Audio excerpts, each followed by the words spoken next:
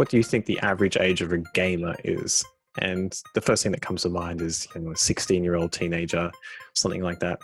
The average is me, a 36-year-old.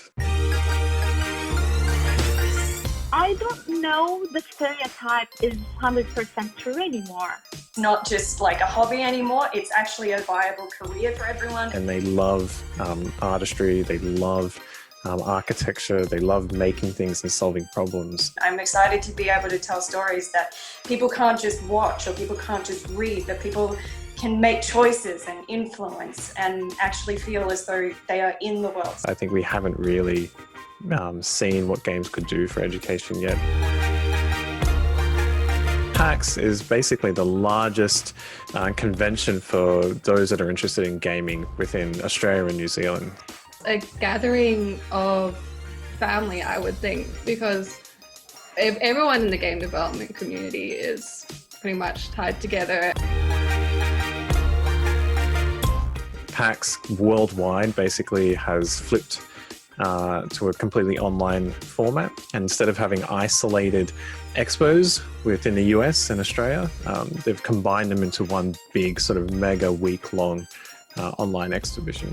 I think this will bring around a even tighter sense of community. Instead of us just exhibiting alongside of local developers and studios and other universities and educators, we're basically exhibiting alongside of the global industry.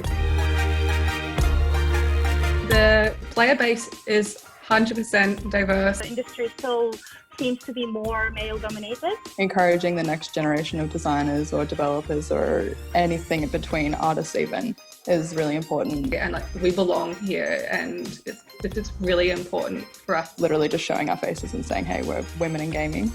I think it's incredibly important because the first panel that I ever saw when I went to Billy Blue was hosted on campus in Ultimo, and it was a women in gaming. And it was so awesome to see these women that have been in the industry for 10 plus years. Having a place that's safe and encouraging for women developers to make a career, I love that. And so I'm really encouraged to see that Torrens in particular and Billy Blue, I think we're ahead of the rest in that regards.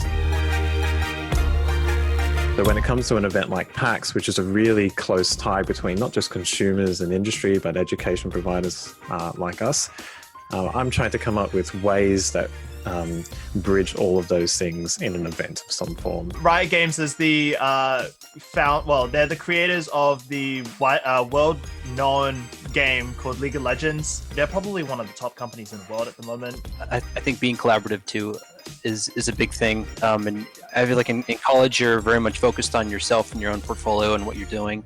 But then when you move into the industry, it's working with other people and combining ideas and that sort of thing. It's not just your thing. Do apply for roles that are a little bit of a stretch for you. There's something that's like 1 to 2 years experience and you've got all the other requirements for it, but not the industry experience. Throw your hat in the ring still. Give that a shot, because sure, as people doing the hiring, we'd love somebody who had exactly all those criteria. But somebody who is great in many respects with 1 or 2 gaps, that's cool. We can train people up, we can get past that. But I think definitely games that are like more accessible to people who are blind or vision impaired, hearing impaired, even like who don't have full motor functions. Those are definitely becoming more on the forefront. My PhD is about exercise games. Exercise games in the sense of looking for how we can use games for rehabilitation of particularly Parkinson's disease. My thesis paper at the moment, I'm learning about how VR is like helping with rehabilitation, having something that patients can actually play and do in their spare time while they're recovering. So my main purpose is merging the two. One of them is whether this is serving for the purpose of rehabilitation. The other is whether this is fun to play. For me, the real amazing capabilities of games we haven't even touched yet.